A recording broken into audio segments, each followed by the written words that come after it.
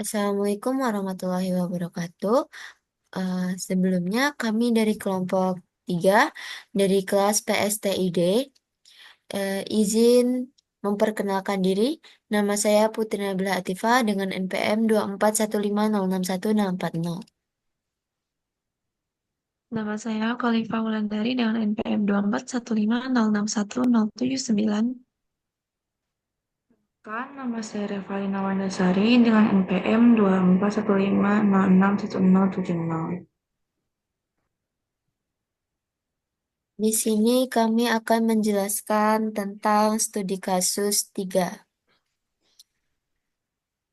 Yang pertama adalah flowchart. Baik, di sini saya akan menjelaskan flowchart tentang studi kasus 3, yakni tentang kartu hasil studi yang dimana nantinya akan menampilkan nama mahasiswa, NPM mahasiswa, mata kuliah yang dipilih, berapa SKS-nya, berapa nilai akhirnya, berapa huruf mutunya, angka mutu, dan yang terakhir adalah IP semesternya. Baik, eh, bisa kita lihat bersama. Di bagian atas ini ada tulisan start, yang dimana ini adalah terminator atau bagian awal untuk menandai titik awal. Lalu dilanjut dengan adanya inisialisasi, yang dimana inisialisasi ini berisi tentang variabel yang akan digunakan. Ada string, int, float, dan char. Lalu selanjutnya ada input. Input di sini bertujuan untuk user memasukkan nama mahasiswa dan NPM mahasiswa. Lalu dilanjut dengan adanya decision. Decision ini merupakan pilihan yang dimana user memilih ya atau tidak. Dan langkah selanjutnya ditentukan oleh hasil keputusan pemilihan ya atau tidak dari decision. Jika user memilih ya, maka user akan melanjutkan untuk menginput angka matkul, yang dimana nanti akan ada pilihan angka 1 sampai 10. Lalu setelah itu dilanjut dengan menginput nilai, yang dimana user akan menginput jumlah SKS dari matkul, lalu menginput nilai keaktifan, nilai tugas, nilai kuis, nilai ujian tengah semester, nilai ujian akhir semester. Lalu jika user sudah memasukkan semua nilai, maka akan diproses untuk dihitung. Jadi di sini akan ada penghitungan nilai akhir dengan cara untuk mengetahuinya, untuk mengetahui nilai akhirnya yaitu bisa menggunakan cara nilai keaktifan dikali dengan 0,10 ditambah nilai tugas dikali 0,35 ditambah nilai kuis dikali 0,15 ditambah nilai UTS dikali 0,20 ditambah nilai UAS 0,20. Jika sudah, hasilnya akan keluar dan akan melanjutkan proses penghitungan eh, dari total mutu dan SKS. Yang dimana total mutu dan SKS ini memiliki cara yaitu total mutu plus sama dengan angka mutu dikali SKS. Lalu yang di bawahnya ada total SKS ditambah sama dengan SKS. Itulah hasilnya. Lalu langkah selanjutnya eh, user akan memasukkan angka mata kuliah seperti pengulangan lagi dari 1 atau 10 yang user inginkan. Lalu, jika sudah, akan ada decision, yang dimana decision ini pemilihan lagi, yang dimana jika user memilih yes, maka akan ada pengulangan dari atas lagi. Jadi, user bisa mengulangi tahapan-tahapan seperti tadi. Lalu, jika user memilih no atau tidak, maka akan langsung proses yaitu menghitung IP semester. Lalu setelah menghitung IP semester, akan keluar output yaitu kartu hasil studi. Ya, di mana kartu hasil studi ini mencakup nantinya akan ada nama mahasiswa, NPM yang sudah langsung ada. Dan pada akhirnya yang di bawah akan keluar berapa IP semester dari mahasiswa tersebut. Mungkin sekian dari saya mengenai flowchart. Oke, jadi di sini saya akan melanjutkan yang kedua yaitu pseudocode studi kasus 3. Pseudocode ini adalah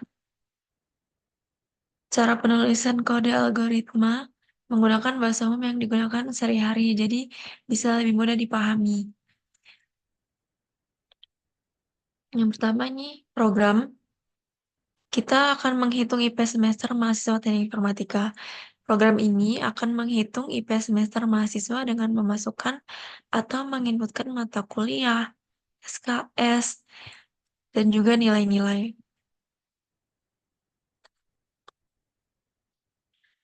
Lanjut, selanjutnya mulai, lalu ada variabel.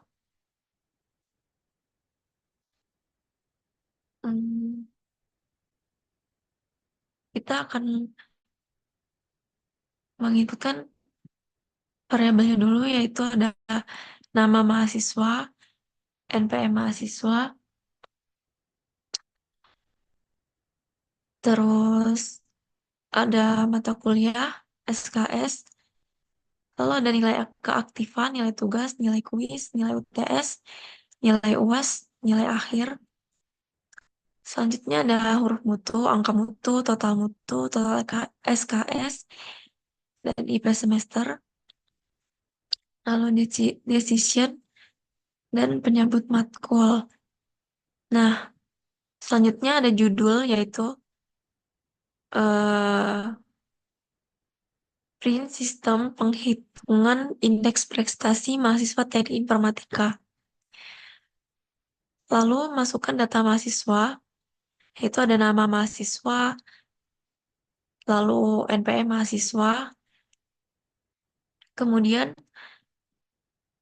ada tampilkan mata kuliah. Di sini terdapat 10 mata kuliah. Yang pertama ada pendidikan bahasa Indonesia, kedua teknik digital, tiga kalkulus, empat pendidikan etika dan kearifan lokal, kelima ada pengantar teknologi informasi, keenam pengetahuan lingkungan, ketujuh ada industri pertanian, kedelapan pendidikan Pancasila, kesembilan algoritma dan pemrograman, 10 ada praktikum algoritma dan pemrograman.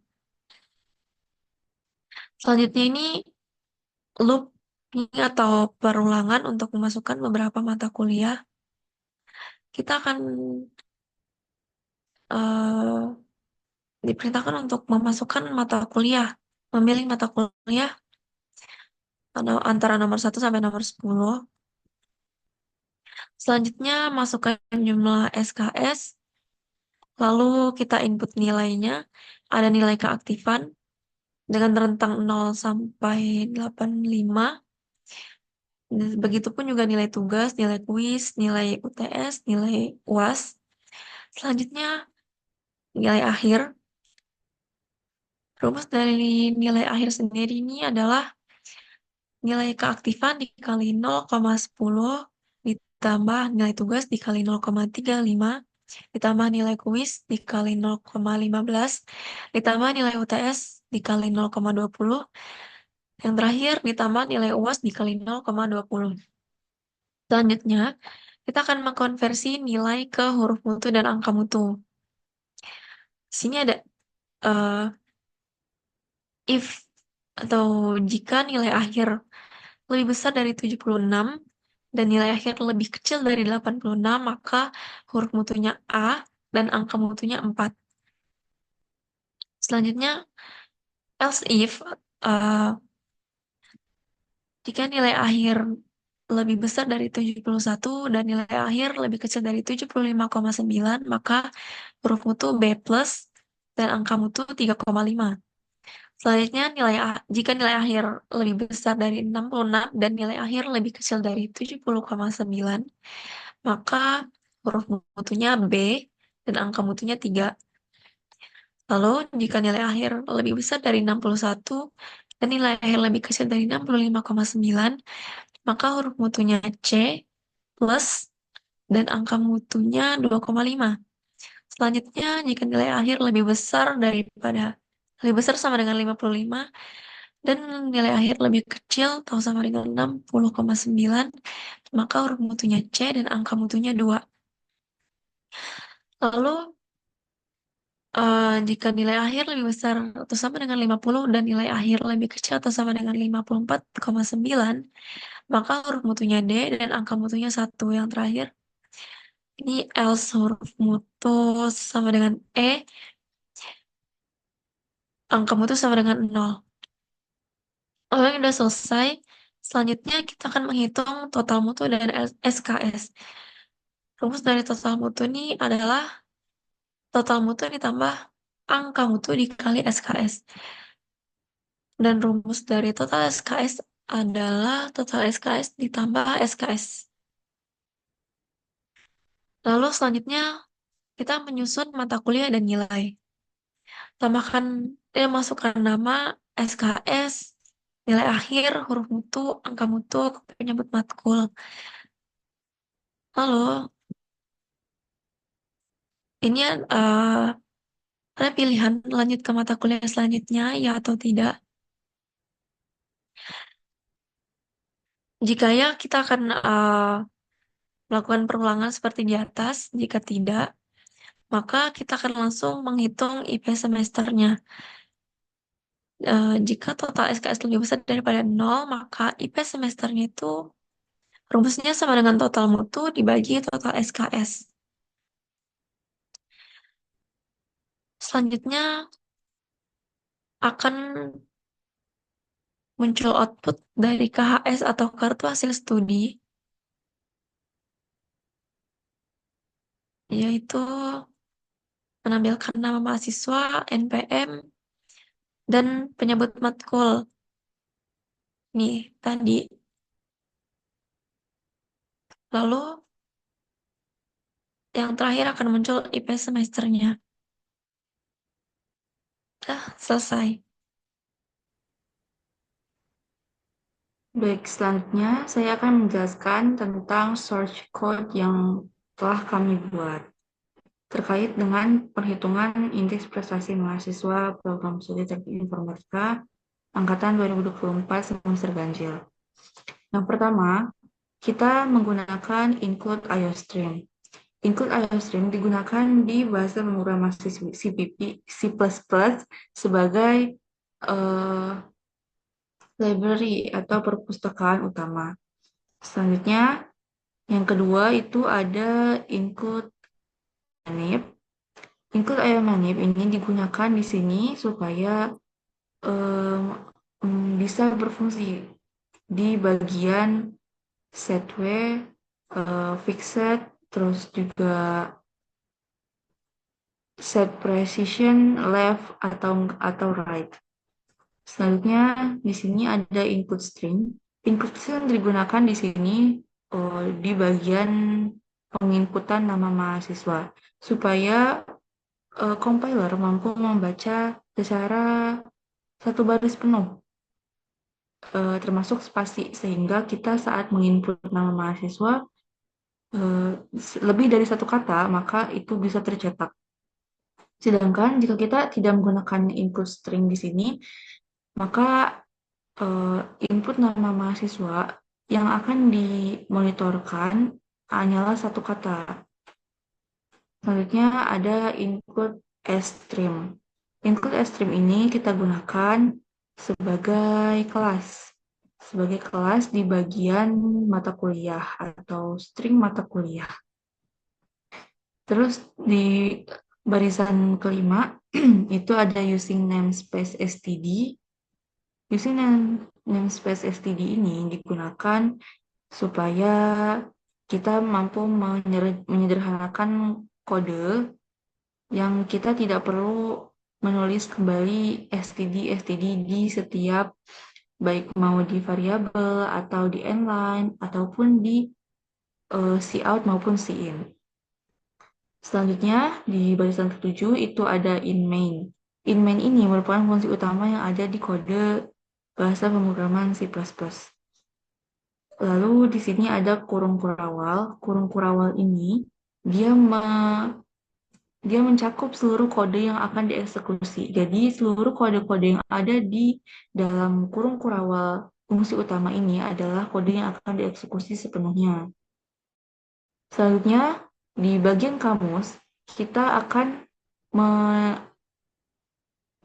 menjelaskan dan memberikan sebuah tipe data, lalu nama variabel, juga nilai variabel. Tipe data yang pertama itu ada string, lalu nama variabelnya itu ada nama mahasiswa, NPM mahasiswa, penyebut matkul, sekat, lalu huruf mutu. Lalu tipe data yang kedua itu ada int atau integer atau bilangan bulat. Nah, nama variabelnya itu ada mata kuliah dan juga SKS. Lalu tipe data yang ketiga ada float atau bilangan real, bilangan berkoma. Nama variabelnya itu ada nilai keaktifan, nilai tugas, nilai kuis, nilai UTS, nilai UAS, nilai akhir, angka mutu, total SKS, dan juga indeks prestasi. Tipe data yang keempat itu ada char atau karakter, digunakan saat kita melakukan decision atau pemilihan. Selanjutnya kita masuk ke algoritma. Yang pertama, kita akan menampilkan judul program terlebih dahulu. Judul programnya adalah Sistem Perhitungan Indeks Prestasi Mahasiswa Program Studi Teknik Informatika Angkatan 2024 semester ganjil. Lalu, di sini kita memberikan N-line. N-line itu adalah sebagai enter di dalam codingan C++. Dan kita akan memberikan sekat untuk memisahkan bagian judul dan juga bagian body. Selanjutnya, kita akan menginput nama dan NPM mahasiswa. Sebelumnya, kita akan menampilkan dulu tulisan nama mahasiswa supaya user tahu apa yang akan diinput. Lalu kita akan menginput nama mahasiswanya dengan menggunakan getLine. GetLine ini digunakan supaya input string ini mampu berjalan. Lalu cin-nya kita masukkan ke dalam kurung, lalu kita menginput nama mahasiswa. Begitupun dengan NPM mahasiswa, sama, kita menggunakan getLine dan juga cin. Dan jangan lupa di kode C++ ini, kita selalu menggunakan titik koma di setiap akhir baris, kecuali di library dan juga di fungsi utama. Selanjutnya, kita akan menampilkan daftar mata kuliah yang akan dipilih nantinya oleh user. Kita akan mensiasatkan semuanya. Kita akan menampilkan dari mata kuliah pertama sampai mata kuliah 10 dan diberikan sekat untuk memisahkan bagian orientasi dengan intinya nanti. Next, di barisan ke-38 kita melakukan pengulangan do while. Kita melakukan pengulangan do dan juga di sini ada while. Do lalu kurung kurawal ini sama seperti di inMain tadi. Seluruh coding ada di dalam kurung kurawal tersebut kita akan melakukan pengulangan. Nah, yang pertama kita akan memasukkan mata kuliah. User akan memasukkan dari angka 1 sampai 10. Dan kita akan memasukkannya di nama variabel mata kuliah. Lalu kita akan menginput nilai, baik itu nilai SKS, nilai keaktifan, nilai tugas, nilai kuis, nilai UTS, dan nilai UAS. Kita akan memasukkannya ke sini, dan user yang akan menginputkannya. Kita yang akan mengatur di penempatannya. kapan si SKS, kapan nilai keaktifan. Dan kita juga akan menggunakan rentang nilainya dari 0 sampai 85. Next ke proses, yaitu proses perhitungan nilai akhir. Penghitungan nilai akhir menggunakan rumus nilai keaktifan dikali 0,10 ditambah nilai tugas dikali 0,35 ditambah nilai kuis dikali 0,15 ditambah nilai UTS dikali 0,20 ditambah nilai UAS dikali 0,20 titik koma. Selanjutnya, kita akan mengkonversi nilai ke huruf mutu dan angka mutu menggunakan if-else. Jika nilai akhir lebih dari sama dengan 76 dan nilai akhirnya kurang dari sama dengan 85, maka huruf mutu yang dihasilkan itu A dan angka mutunya adalah 4. Sama seperti if, di else if pun sama seperti itu. Kita membutuhkan syarat bahwa nilai tersebut harus memenuhi syarat tersebut agar bisa mendapatkan huruf mutu yang diinginkan dan angka mutu yang diinginkan. Nah, jika user menginputkan nilai yang tidak sesuai atau keluar dari syarat-syarat yang telah diberikan, maka otomatis kode akan memonitor bahwa huruf mutunya itu E dan angka mutunya adalah 0. Makanya di sini else-nya itu adalah huruf mutu sama dengan E dan angka mutu sama dengan 0. Next, untuk menghitung total mutu dan SKS. Total mutu merupakan nama variabel.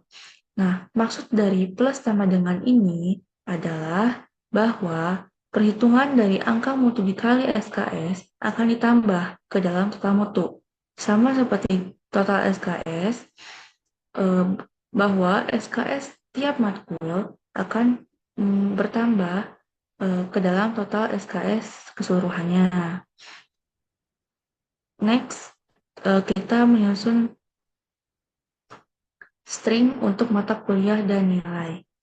String stream ini adalah sebuah kelas yang nama variabelnya adalah SS. Di sini kita akan menginputkan SS, lalu fixed dan set presence. Nah, di situ kita melakukan switch case, yaitu pemilihan yang terkait dengan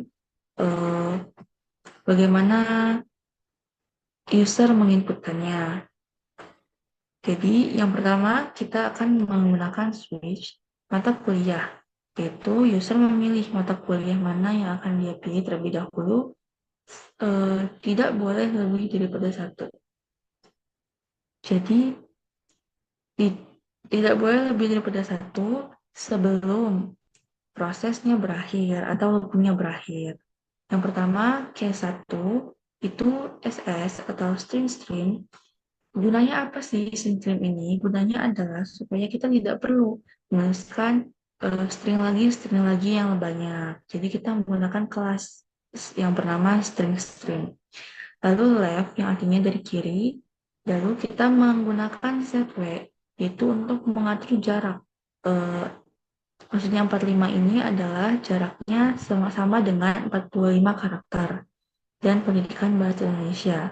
Lalu kita tulis break di sini supaya nanti di programnya dia akan langsung ke perhitungan ini, nggak milih lagi. Jadi dia nanti milihnya setelah perhitungan ini selesai atau loopingnya selesai di while ini. Lalu sama di case selanjutnya juga, case 2, 3, 4, 5, 6, 7, 8, sampai 10 ini, dia sama penulisannya, sama outputnya, jadi kita tidak perlu pusing. Next ke default. Ke default ini, maksudnya default itu adalah seperti else di if else, di switch case ada yang namanya default. Jika user menginputkan nilai ataupun pilihan yang tidak valid, maka otomatis program akan keluar dari looping. Next, kita ke perhitungan lagi atau penginputan. Yang pertama, ini ada string-string. String-string sini, kalau user memilih bilangan 1, maka pendidikan bahasa Indonesia akan muncul.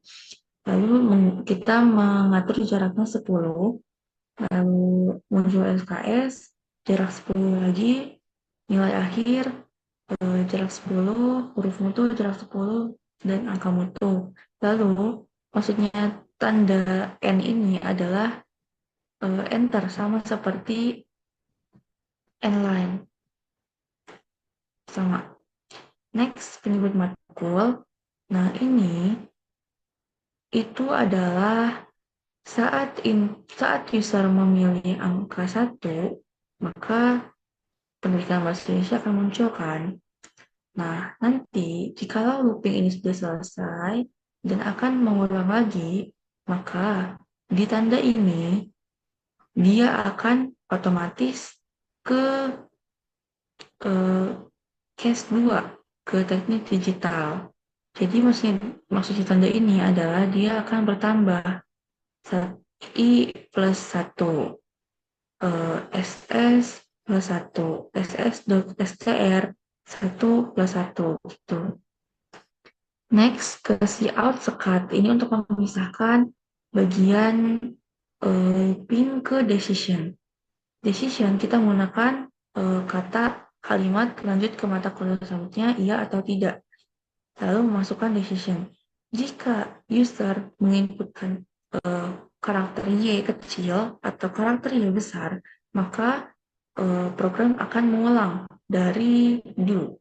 Kita memasukkan mata kuliah lagi. Sedangkan jika user menginputkan tidak, atau kata lain atau karakter lain, maka otomatis program akan keluar dari looping dan langsung ke menghitung IP semester.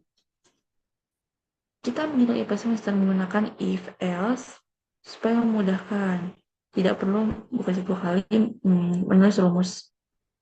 Nah, di sini jika total SKS-nya lebih dari 0, maka rumus IP-nya adalah total mutu dibagi total SKS.